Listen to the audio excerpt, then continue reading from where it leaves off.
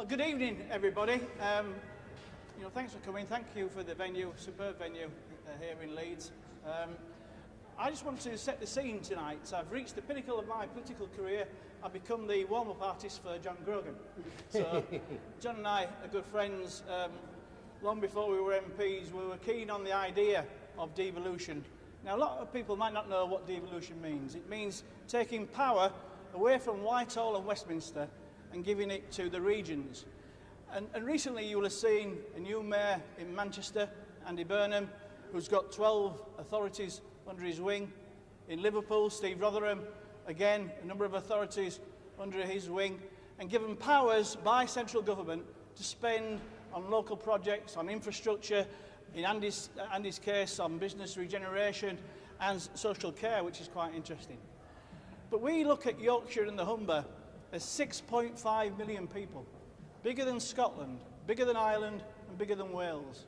And yet they've all got their own parliaments, and we have nothing here in Yorkshire and the Humber.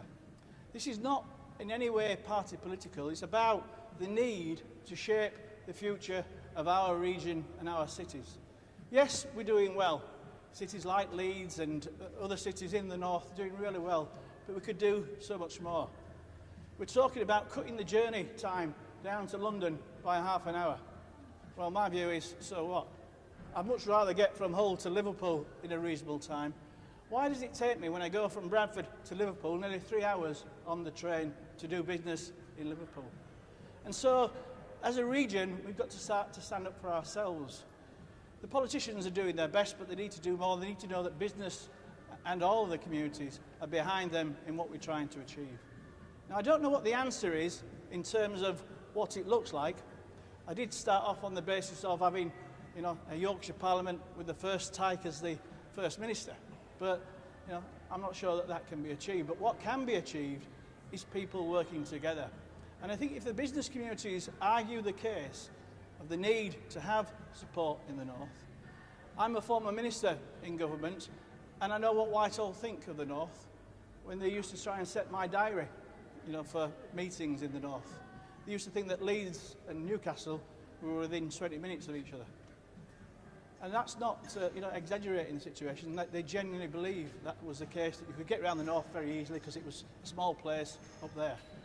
Well, we all know the difficulties, we all know the different characteristics of the north. But it's important, as I say, that we have a voice. At the moment, all the decision making is in Whitehall and Westminster.